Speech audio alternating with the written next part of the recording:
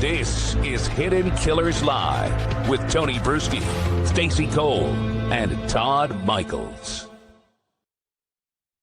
Oh, we have a lot to go over today. Adelsons, of course, we're going to dive into that. This is the day Donna is going to decide whether or not to testify. We'll talk about that. We'll also take a look at some testimony from a jailhouse snitch that says she almost got a grand piano out of Donna.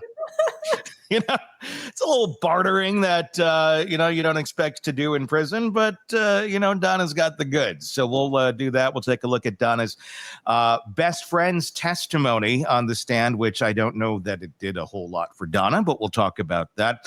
Also going to be talking with Jennifer Coffindaffer today about Harvey and Wendy Adelson. What sort of future might be held for them after Donna is found guilty or innocent, in the far chance that happens. And then Siobhan Scott's going to be joining us, psychotherapist and author, and we're going to go into the world of family enmeshment, which essentially is the Adelson family. Is it good? Is it bad? Why do so many people keep coming back for more? We're going to talk about all that in the second hour of the program. But be sure to press subscribe wherever you're listening to us or watching us so you don't miss us every day. And in the comments section, be sure to let us know your thoughts, your questions, and we'll try to get to them throughout the program today. But first, we're going to start with some new breaking news. Bryan Kohberger, there's a new detail that has come out that's not going to be just floating away from our radar. It's not about the crime itself, but what was happening in his private conversations right after. And when you hear it, you can't really help but ask what exactly was going on here. So the night after the murders, Bryan's mother, they're talking, as they have been. As you know, Bryan Kohberger and mom are pretty tight. They were talking the morning of the murders, right after, for several hours. And then throughout the day later, he was on the phone with her constantly while he was in jail. But this is an interesting one. The night after the murders, Bryan's mother sent him a news article. It was a link, not just any article. And I don't know how odd this is. That's why I'm curious to get everyone's reaction on it. This one spelled out how Xana Kernodle had bruises all over her body and how she had fought back against the attacker. That's what was being alleged in that article. Think about this for a second. Mom sending her son a link to the story about the brutal murder may be normal. I can kind of understand that. But does it land a little differently while the two of them are already on the phone together? Obviously, she probably doesn't know that, Lil Bry is the one behind it. But does it strike you as normal? Let's just start there in casual conversation that mom would be sending Bryan, links to this horrible crime. It did happen where he's at. So is it strange on that level? Let's start there. Well, it's odd. Now, I say that as we have an audience of people who love true crime. Mm-hmm. So I don't know. It has to do with the area that he was in. It was a huge news story. So yeah, that could make sense. But then if you turn it on its side and go, wait a minute, that's some really unusual banter between a mom and a son, I think. Well, it depends, I guess, on the relationship. What's unusual? If you and your mom talk about true, if you talk about it, mother, and if you're like they had a relationship. If you're into that topic, yeah. What's weird about talking about that topic? Yeah, her son turned out to be the killer, but I don't see it as being that out there. For example, Devil's Den, that occurred here, where the monster went into the woods and killed the husband and wife recently, and we were covering that quite heavily. Before they found the killer, my mom's, sending me, articles about it and stuff, and I'm letting her know, sending her what I'm reporting about it. So, we talk about those sort of things somewhat. We don't dive into every case. If I said Karen Reed, you'd probably have no idea what I'm talking about. But I don't know. From that dynamic, I don't know that it's that weird. But The topics I talk about sometimes with my mom and my parents, I know are kind of odd. Yeah, but look at what you do for a living. You are the exception. I mean, well, but he's a criminology student. So again, is it odd? I don't know. I mean, look, I remember when I was a kid going into the radio station and telling Todd some of the conversations I had with my mom, and Todd would be like, huh? Wait, what's going on there? And in true Todd fashion, I remember none of that. So no, you blocked it out is what happened. Yes. Yeah. But I don't know how odd that is on the surface, but that's gotta be a weird one to have to try and, comb through all this time later. Yeah. You got to be looking at everything that he said to you on those phone calls and going, what does it mean? What was he saying? I mean, it gets even stranger right after that, their conversation, her texts the next morning to him.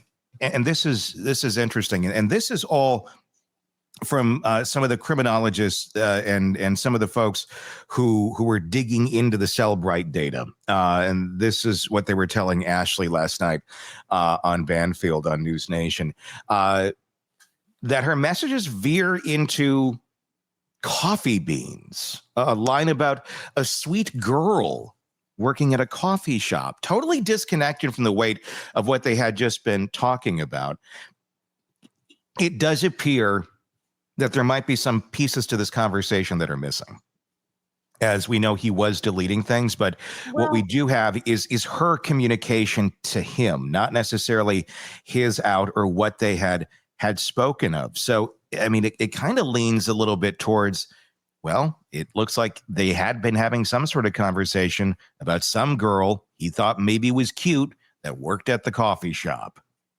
Well, and remember, we've talked about the barista who had a close run-in with him. Yep. So what part of that conversation's missing here, where he's obsessing over this woman who knows nothing about him? Yeah. And he's talking to mom about her. Yeah.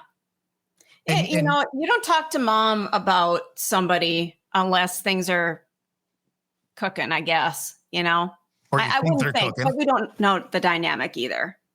Yeah, what's odd about it is that both the topics, the bruises all over the victim's body, okay, that is something that, from my understanding, he might really enjoy talking about because of what he's into. I mean, we know that about him. Yeah. And then the coffee part of it and the barista and all that, it's just, if you just look at it by itself, if you didn't know everything that went down in that situation, you'd be like, just conversation, little weird, but this was like, it was almost feeding him to me. He seems to have very few modes of what he talks about and what he goes on. I mean, it's interesting as we learn more about him. He enjoys talking about knives and knife sheaths, as we know that he loved, like, just randomly talking to the woman at the hotel about that in the hallway. He likes to talk about the coffee and the girl at the coffee shop. It's very narrow obsessions that he goes on, which, goes with the autism. That's a lot of that sort of thinking. You do get more narrowly focused on things, but he seems to have no way of functioning outside of it. Like, he needs somebody to trip him up and go, okay, Bryan, next thing, next step, let's keep moving here. Because he really gets onto that. I'd be really curious. I'd love to know from that mom, what was that conversation like about the bruising, and I hate gory details. I do not like talking about them. We don't show the pictures. We don't do any of that shit because I don't think it adds to the story. But what I am curious about is that conversation. Was he excited? Did that perk Bryan up to sit there and talk about, well, I think this might have happened or that might have happened? The way that Papa Roger character came out online and said, well, I think this, and seemed to have knowledge beyond what was in the current publishings of the moment. If mom could look back and say, well, how did he know that? Well, but don't forget too, and I'm not defending Bryan Kohberger. Please don't ever put me in that category. But being a criminology student, this is his arena. This is where he thrives. This is where, he's studying this. So I remember in the days of, when I went into radio, everything music was talked about with me, like, oh, we should talk to her about that. Or when I went into veterinary medicine, like, oh, here's this really weird case that, was in the paper for some reason. Or so people gravitate toward those topics. Maybe that was just a innocuous, hey, he's into that.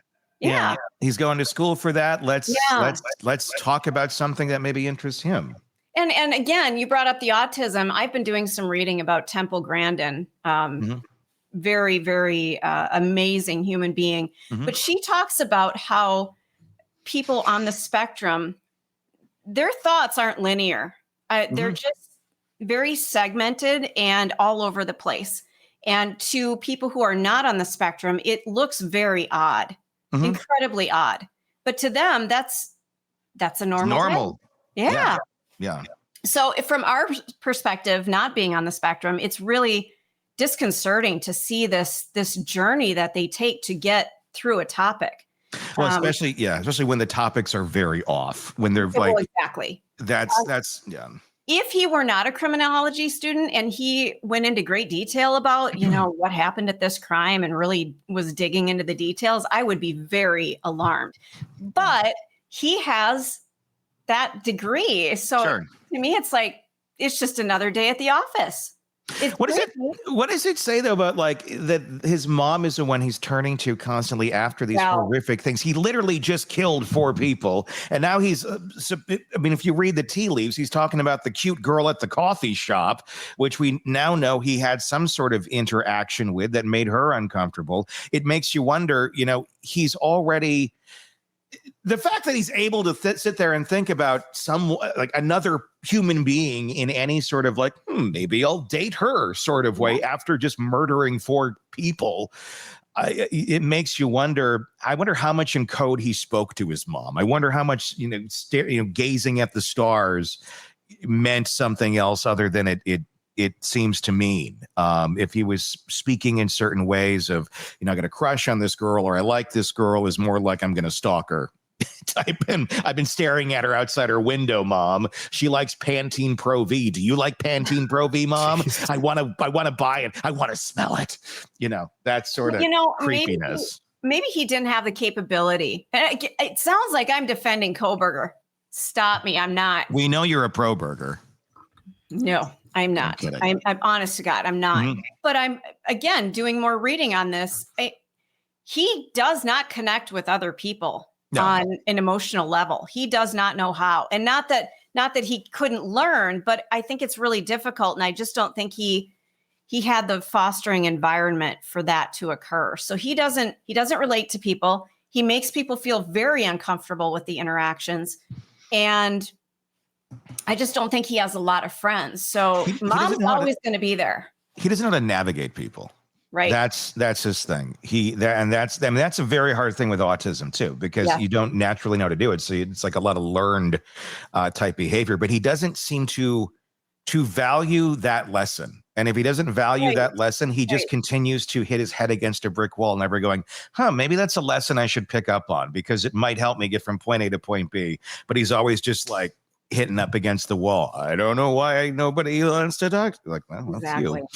That's you. Another interesting piece of that reporting about those letters, beyond the reporting that he was talking about with his mom and that letter that she sent to him. He sent some letters to Washington State University around that same time. His teaching assistantship was in jeopardy. He responded not with one, but 2 very different letters. The first letter was very groveling. He begged to keep his position, stressed how much he needed the insurance, emphasized his GPA and his dedication. It was like a pleading type letter. Please keep me. Then a little bit later, sends another one. That one flipped. It went after a female professor directly in it. It laid out why she was wrong and he was right. No humility, just pure arrogance in that one. Like Jekyll and Hyde, depending on who he knew was going to be looking at this letter. And specifically, We see his anger towards a female erupting again. It's the same personality that we've heard described by his colleagues. I mean, he's late to classes with female professors, never the male ones. He's rating female students horribly, ignoring the men, dismissing women, but showing deference when he wanted something. And his best buddy appears to be a woman. His mom, his attorneys, all female. What the hell does that say about Bryan Kohberger? I wonder if he saw them as female, though. I wonder if he was able to strip out their gender, that other women that he didn't need or know, they were women, but the ones that were close to him or that he desperately needed, like a professor, like a mom, they weren't women to him. Does that make sense? Like he just categorizes everyone differently. So Yes. the people who are below him in his mind, below in intelligence, if that's how he scales everything, they're women. Yes. But if there's an intelligent woman next to him, she's different. She's something else, or I don't. Again, it's putting things into those compartments that he needs to be able to relate to them because it's so uncomfortable. You open this door, he respects him. He loves his mom. He trusts his mom. He trusts these attorneys. And shut that one. Open this door over here, and they're pieces of meat and can't be trusted. And it's pulling the doors back in all these different bizarre ways that Kohberger does. Want more on this case and others? Then press subscribe now and don't miss a moment of true crime coverage from Tony Bruschi and the Hidden Killers podcast.